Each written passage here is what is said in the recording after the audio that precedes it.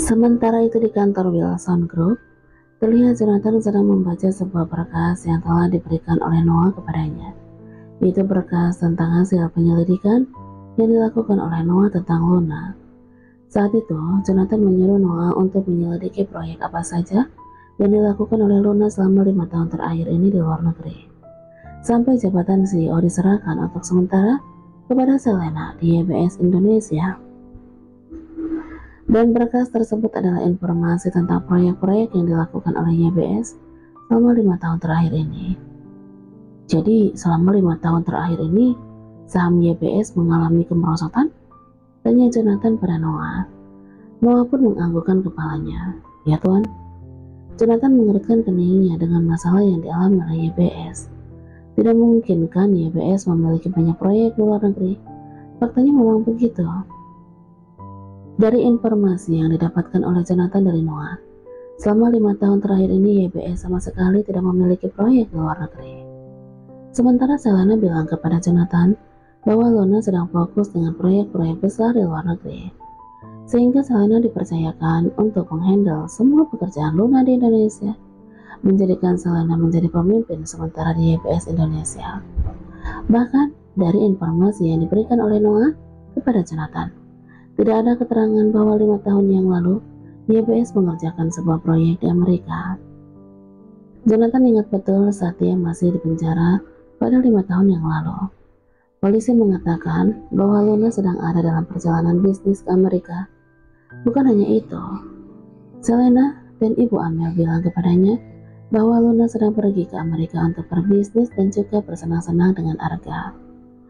Bahkan Jonathan mendapatkan informasi dari Matteo pada 5 tahun yang lalu bahwa saat itu Luna sedang berada di Amerika bersama dengan Arga. Bahkan Matteo memperlihatkan foto kemesraan mereka. Flashback on. Saat itu tidak jauh dari tragedi ketika Jonathan dikira telah mati. Tepatnya saat Jonathan masih belum merubah penampilan dan belum menjadi bagian dari klan Lucifer. Jonathan mengetahui ayahnya adalah seseorang yang memiliki kekuasaan. Pasti sangat mudah untuknya dalam mencari informasi tentang Luna. Jonathan ingin memastikan apakah yang dikatakan oleh polisi itu ibu mertua dan kakak iparnya itu sebuah kebohongan atau sebuah kebenaran yang mengatakan bahwa Luna saat ini sedang berada di Amerika untuk berbisnis sekalian berliburan bersama dengan Arga.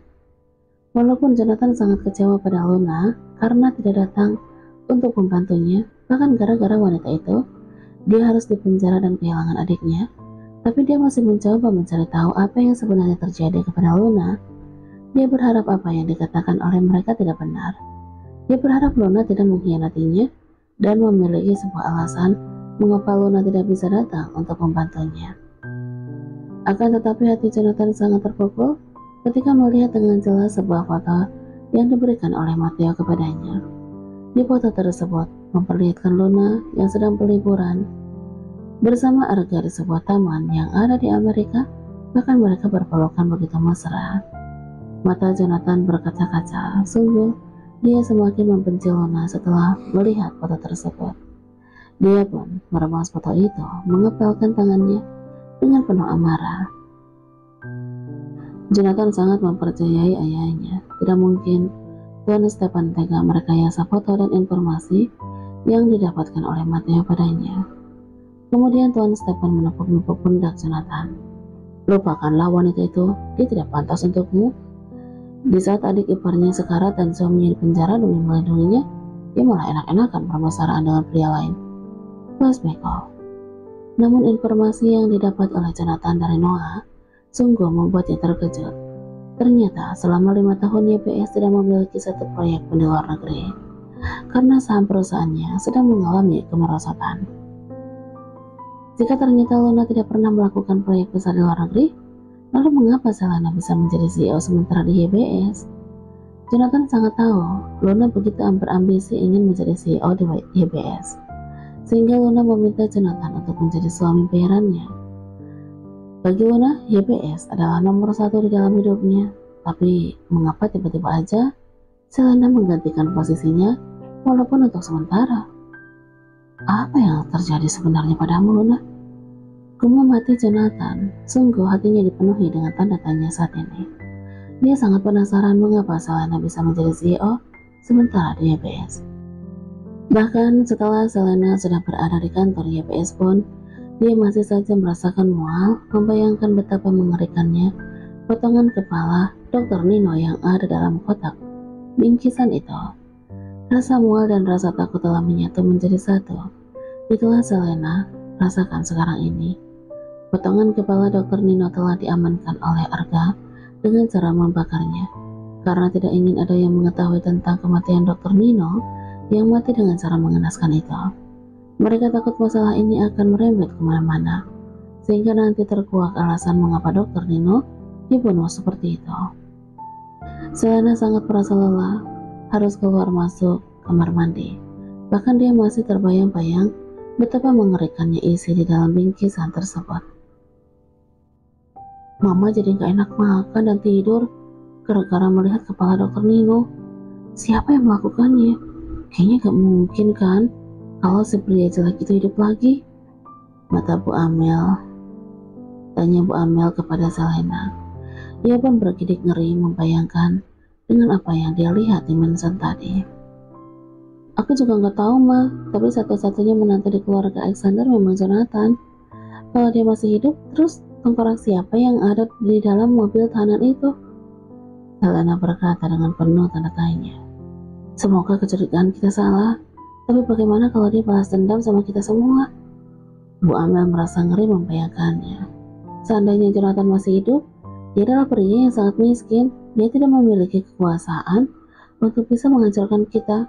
Mungkin dengan Arga yang menjentikan jari saja, dia udah kalah.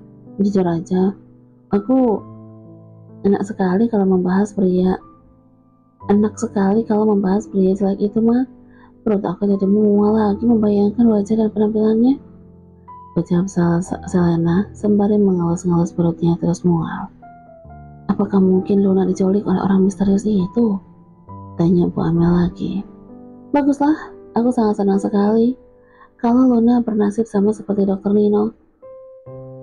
Kita tidak usah capek-capek untuk menyingkirkannya. Jujur aja, aku masih kesal jika mengingat bagaimana arogannya dia itu.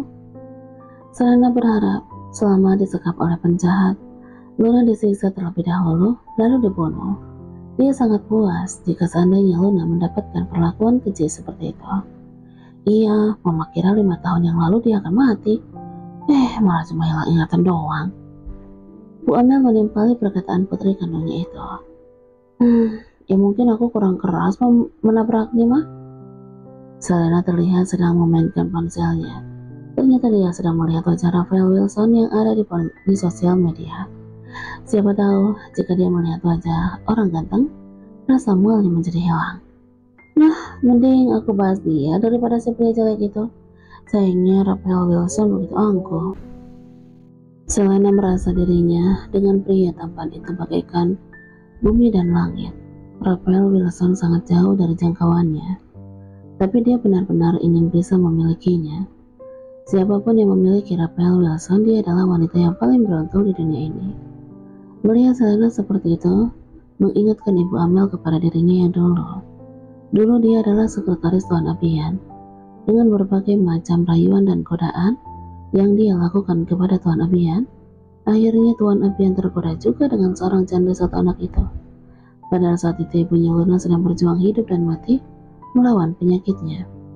Jadi wajar saja jika Luna sampai kini sangat membenci Selena dan ibu tirinya itu sebelum dia mengalami amnesia. Coba kamu mencoba untuk bersikap manis dan menggoda lebih keras lagi, Selena. Mama juga dulu gitu kepada papa tirimu. Bu Amel memberikan sebuah petuahnya sebagai mantan wanita penggoda kepada anak kandungnya itu. Iya Ma, aku tidak akan menyerah untuk mendapatkan Rafael Wilson. Kemudian Selena pun mengirim pesan kepada Noah, sang kaki tangannya Rafael Wilson. Selamat siang asisten Noah, saya Selena dari YBS. Tolong sampaikan kepada Tuan Rafael, kapan Tuan Rafael ada waktu untuk makan malam bersama kami? Ada hal penting yang ingin kami bicarakan kepadanya. Aku ingin kamu mencari tahu kemana perginya Luna saat aku masih berada di dalam penjara pada 5 tahun yang lalu dan bersama siapa dia pergi. Kita Jonathan pada sang kaki tangannya itu. Walaupun dia sangat membenci Luna, tapi dia harus tahu kebenaran apa yang terjadi pada 5 tahun silam. Jika memang ternyata saat 5 tahun yang lalu Luna tidak melakukan sebuah proyek di Amerika, lantas bagaimana dengan foto yang diberikan oleh Matteo padanya? Apakah mungkin Luna memang sebenarnya tidak sedang melakukan sebuah bisnis di Amerika? Dia hanya berliburan saja bersama Arga, sehingga Matteo dapat menemukan foto mereka berdua? Jonathan merasa bersalah pada ayahnya karena dia harus menyuruh Noah untuk melakukan penyelidikan ulang terhadap Luna pada kejadian 5 tahun yang lalu. Bukan karena tidak percaya pada ayahnya, tapi dia harus mengetahui dengan jelas alasan apa yang membuat Luna tega mengingkari janjinya untuk menjaga Vanya dan juga menjadi saksi kalau Jonathan sama sekali tidak membunuh Bima. Sampai Luna tega membiarkan Jonathan divonis hukuman mati dan adiknya meninggal karena dibunuh. Noah mengangguk dengan patuh. Baik Tuan, walaupun rasanya pasti akan sulit, kejadian itu udah lama sekali, tapi saya akan mencarikan detektif yang handal untuk mencari apa yang Tuan perintahkan. Jonathan pun menganggukkan kepalanya. Ya udah, kamu boleh pergi. Noah merasakan ponselnya bergetar. Dia segera menerogoh saku celana yang dia kenakan, lalu dia mengecek ponselnya. Ternyata ada sebuah pesan dari kakak iparnya yang sang tuan muda. Tuan, ada pesan untuk Anda dari Selena. Jonathan segera meraih ponsel milik Noah. Dia membaca pesan yang dikirim oleh Selena untuknya. Selena udah beberapa kali mengundangnya untuk makan malam. Apakah malam ini dia harus hadir untuk memastikan sesuatu? Sementara itu, setelah menempuh perjalanan di udara selama kurang lebih 2 jam, Luna telah sampai ke Indonesia. Tepatnya sekarang ini dia udah berada di mansion milik Jonathan. Hari ini Luna sengaja mengenakan pakaian yang serba tertutup, memakai celana jeans panjang dan juga memakai kaos yang panjang agar Jonathan tidak menerkamnya lagi. Siapa tahu dengan Luna memakai pakaian serba tertutup tidak akan membuat Jonathan berhasrat kepadanya. Jangan sampai kejadian di Singapura terulang lagi. Dia pikir aku wanita murahan apa? Padahal dia udah punya calon istri. Gara-gara dia, aku udah gagal mempertahankan komitmen aku. Aku ingin memberikan kesetiaan aku untuk seorang pria yang akan menjadi suamiku nanti. Oleh Luna, dia merasa telah gagal mempertahankan kesetiaannya. Meskipun dia tidak bisa mengingat kenangan yang dia lalui bersama Arga, dan sampai kini dia belum bisa mencintai Arga. Padahal Arga bilang bahwa mereka dulu saling mencintai. Tapi sebagai seorang istri, Luna harus memberikan hak-haknya kepada Arga jika Arga udah menjadi istrinya nanti. Sayangnya, kesetiaan yang telah Luna jaga harus direnggut oleh seorang pria asing dan kejam seperti Jonathan. Walaupun perjalanan dari Singapura ke Indonesia cukup melelahkan, tapi Luna harus melakukan tugasnya untuk membersihkan mansion, mencuci pakaian, dan memasak untuk Jonathan agar tidak ada alasan bagi Jonathan untuk menghukumnya. Dia takut Jonathan akan menghukumnya di atas ranjang. Pekerjaan yang pertama kali Luna lakukan adalah mencuci pakaian dulu. Luna mulai mencuci pakaian karena Luna memasukkan boxer. Ketika Luna memasukkan boxer milik Jonathan, entah mengapa pikirannya menjadi teringat dengan isi di dalam boxer itu. Astaga, mengapa bisa sebesar itu sih? Gumamnya dengan pelan sambil menegak selipanya. Luna bergidik ngeri membayangkannya. Mengapa bisa muat masuk dalam miliknya? Pantas saja jika sampai kini Luna masih merasakan perih. Walaupun sebenarnya rasanya Luna menggelengkan kepalanya. Dia tidak ingin membayangkan lagi peristiwa malam itu. Yang ada rasanya dia ingin sekali menampar Jonathan. Luna menghalau pikiran kotornya. Ingat Luna, dia itu adalah pria jahat yang udah menculik kamu. Jangan sampai dia menikmati tubuh kamu lagi. Apalagi dia udah memiliki calon istri. Kamu jangan menjadi seorang pelakor. Luna memberikan peringatan untuk dirinya sendiri. Kali ini, aku akan melawan kalau sampai dia mencoba untuk memperkosok lagi. Luna telah membulatkan tekadnya. Setelah selesai mencuci pakaian, Luna bergegas pergi ke dapur untuk memasak. Dia nampak kebingungan harus memasak apa siang ini. Luna mengecek apa saja yang ada di dalam kulkas untuk dijadikan makanan. Di dalam kulkas tersebut terdapat sayuran, daging sapi, daging ayam, udang, ikan tuna, sarden, dan bahan makanan yang lainnya. Harus aku apakan semua makanan itu? Luna merasa pusing memikirkannya. Dia benar-benar tidak memiliki pengalaman dalam hal memasak. Tapi dia tidak boleh menyerah. Kali ini dia tidak boleh gagal agar tidak ada alasan bagi Jonathan untuk menghukumnya. Dan Luna pun mencoba memasak apa saja yang dia bisa. Dia berharap Jonathan menyukai masakannya.